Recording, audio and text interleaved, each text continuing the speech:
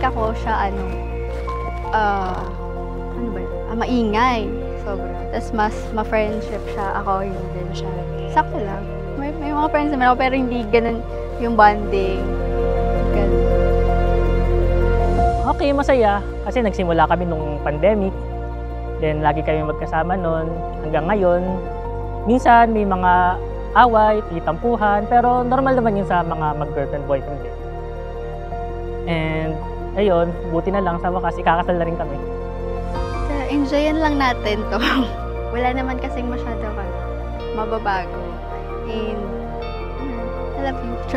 Ang gusto ko sa kanya, mabait. Tapos, maalaga kasi hindi siya marunong magluto. Pero ngayon, nag-aral siya para magluto. Meron bang forever? Sabi nila wala daw forever na po. Kahit magpakasal pa yan, mag-iiwalay din yan. Pero sa mga umiibig at umaasa, kumakapit at naniniwala na merong forever. Huwag kang iiyak mamaya. Oo. Dito lang. Isang patak lang. Isang mata.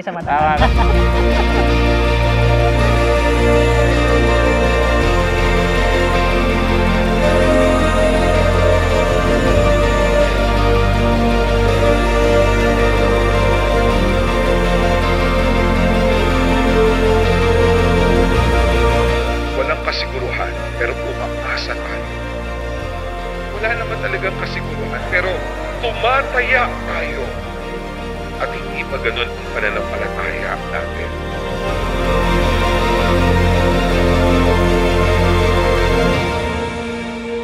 Maaari tayong mapagod, masaktan, mapuno, maubos. Pero dahil inimbitahan niyo si Jesus sa kasal na ito, hayaan niyong si Jesus ang pumuno ng ating kakulangan. Ilang beses na rin akong sumugal, panahong hinintay parang kay tagal.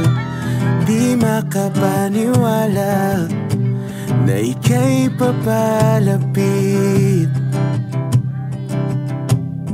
Wala naman sigurong pipigil sa pusong walang ibang hinihiling. Parang kailan lang, nagbibiro lang kita, umiiyak ka pa, tapos in love ka na. At ikakasal ka na. Ang tanging natitirang hihintayin, ilang hakbang papalapit sa akin. Ganito palang pakiramdam ng luha. The day the Lord has made. Let us be glad and rejoice in it. This is the day! Habang buhay ko, pipiliting makabawi sa'yo. Put God in the center of your relationship. Yun lang, and love and respect each other. Lalo magbait lang. Na tama kang piliin ako.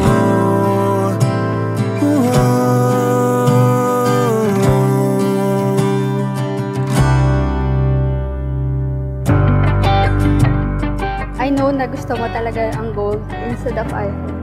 Kaya ito ang binili ko. Sana magustuhan. Love you. May nakalagay po, oh. Meron pa na love you. I love you. Ang lahat ng mga takot, sinagip sa mundo ng puot. Ika'y naging lilim nung bagyo'y dumating, at sumpang mananatili kahit pa dumili. Donna Christine, Bon Wilson, sa harap ng Diyos, at ng kanyang sambayanan, tinitipan kita maging aking asawa, sa hirap at ginhawa, sa dusa't ligaya, ikaw lamang, aking ibigin, at itatanging karugtong ng buhay, ngayon at kailanman. ngayon at kailanman. Ang tanging natitirang hihintayin, ilang hakbang papalapit sa akin. Ganito palang pakiramdam ng luhang walang dalang pasakit. Habang buhay ko, pipiliting makabawi sa'yo. Araw-araw kitang niligawan, maniwala ka lang na tama kang piliin.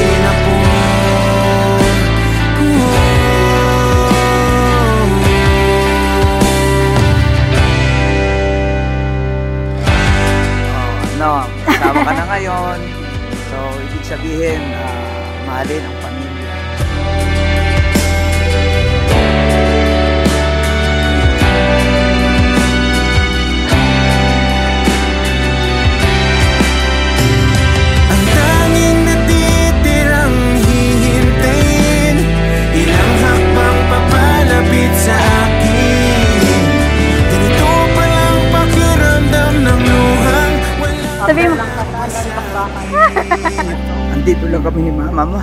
Habang buhay kong pipilitin makabawi sa'yo. Araw-araw kitang liligawan. Maniwala ka lang na tama kang piliin mo. Ito ng araw, kakasala tayo ngayon. Nakakakaba. And kaya natin to, napagdaanan nga natin yung mga pagpaplano na to. Kahit sobrang busy natin sa trabaho, kinaya natin to. Kakayanin din natin ng mga susunod na kabanata natin sa buhay.